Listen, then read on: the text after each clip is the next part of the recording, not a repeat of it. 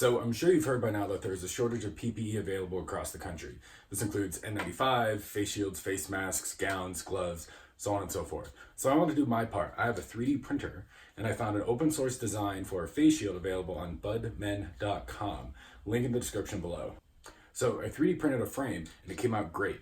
It came out very strong, durable. I think it would last a long time. The only problem was it took 2 hours for me to print one on my printer. Now, if I ran that thing 24/7, I'd only be able to crank out 12 a day, and that's not very conducive to support the hospitals that really need these. So I want to share with you a method of being able to produce these about once every 10 minutes with resources available in most major cities. So I'm going to be making a 1-part silicone mold. So once I have the mold, I can mix up some plastic material, pour it in, and start cranking these out of that mold. So here I am making my own box out of foam core. The only reason I'm making my own box is because I can make the box wrap around the frame and use less silicone. So it's just a little bit cheaper to make it. But you could use a pie tin, a cardboard box, anything with a flat bottom and tall enough sides to contain the silicone, and something that's not porous will work. Now if you do decide to make your own box, make sure you seal up the edges extremely well. I'm using hot glue, but you can use non-sulfur based modeling clay or anything you can think of, but silicone will find any excuse to leak out of any small pinhole.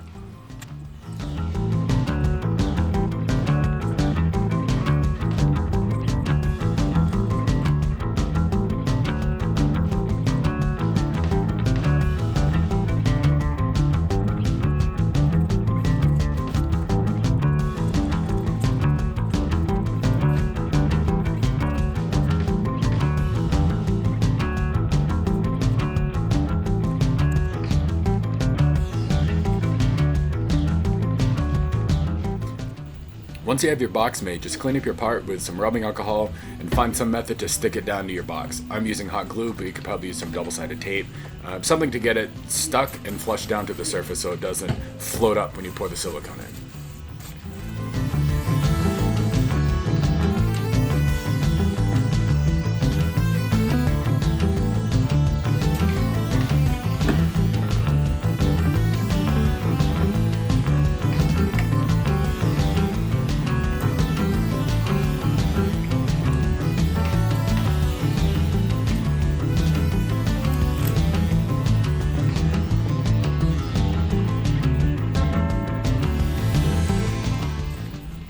Once the model is glued into place, give it a very liberal application of mold release. I'm using Ease Release 200. It's a very good universal mold release spray for silicone and plastic casting. So give it a good dose of that and let it sit for about 5 minutes before pouring the silicone.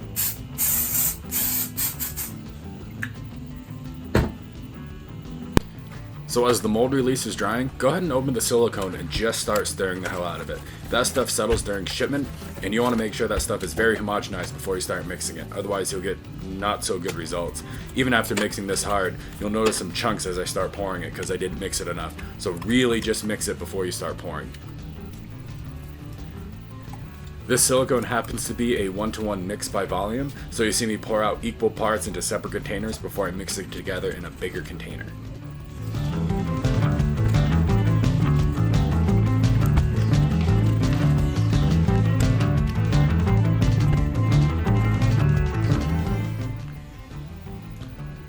Now once you pour them together, just start mixing it. Start scraping the sides, start scraping the bottom, just mix the hell out of it until the colors look thoroughly mixed together and are blended. Once the silicone's mixed together, just go ahead and pour it into the mold. Best practice is to pour it into a corner and let the silicone seek out the rest of the mold. If you're a beginner, I recommend doing this on a level table. If you want more of a challenge and an advanced method, do this on a cricket table like I am. So the first batch wasn't enough, so it's pretty easy to just whip up some more and just pour it on top. You should be shooting to cover the model by about 1/4 to 1/2 inch of silicone. I came a little bit shy here, but I ran out of material, so this is all I had. It should be good enough though. This particular silicone has a 6-hour cure time, so there's nothing we can do now but sit and wait. There are some silicones out there that have a 30-minute cure time, which would probably be better in this situation, but I didn't have any. Alright, 6 hours has passed. Time to demold. If you made your own paper or cardboard mold, the easiest way to do this is to tear it apart, rip the box apart and pull your mold out. If you use something like a pie tin, just be careful and try to pull your silicone out.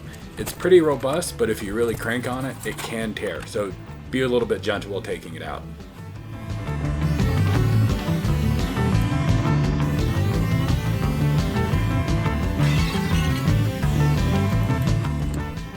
Once it's demolded, I'm just cleaning up the edges with the razor blade.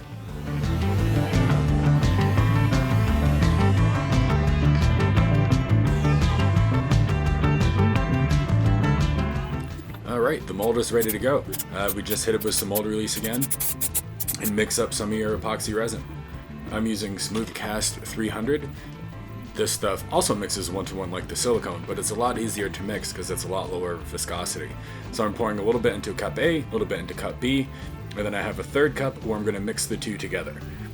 Again, in equal parts.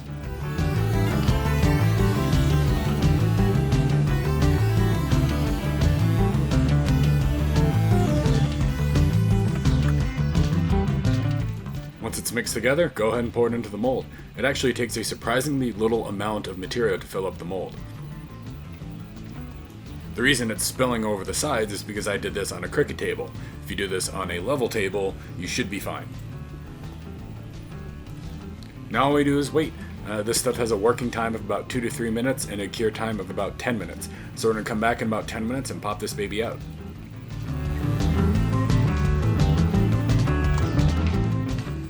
So 10 minutes has passed and we're ready to pull this thing out. Now, like pulling cookies out of an oven, for the next 10 to 15 minutes, this thing is still going to be soft and can deform. Now, once this thing cools down, it will be firm, but for the next few minutes, be careful of how you work with it because it can deform.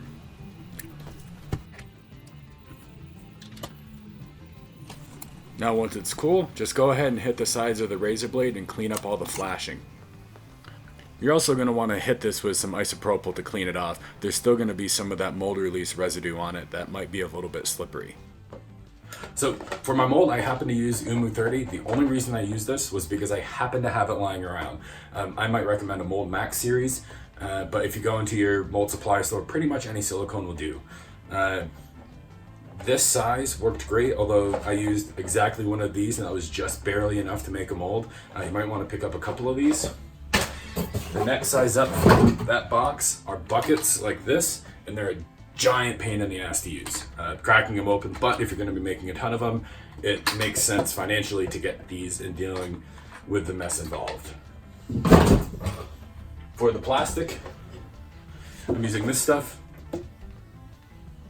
For plastic, I'm using the Smooth Cast 300, again, because I happen to have it lying around, although this is a really good universal plastic.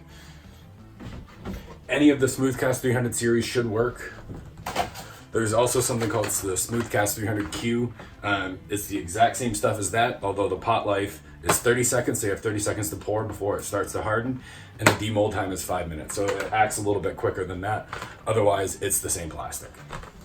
Now I'm just following the assembly instructions from Budman. I'm using foam weather stripping from Home Depot to go on the front.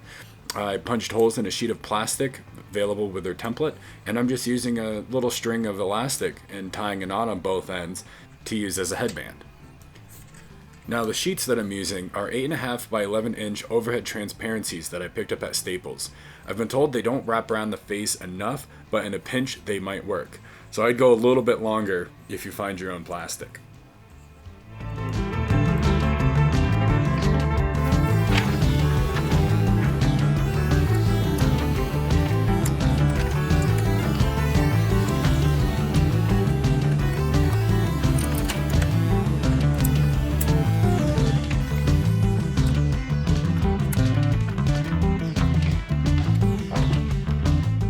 If you have any questions about how to make this or where to source some of these materials, please let me know in the comments and I'll be happy to help answer them.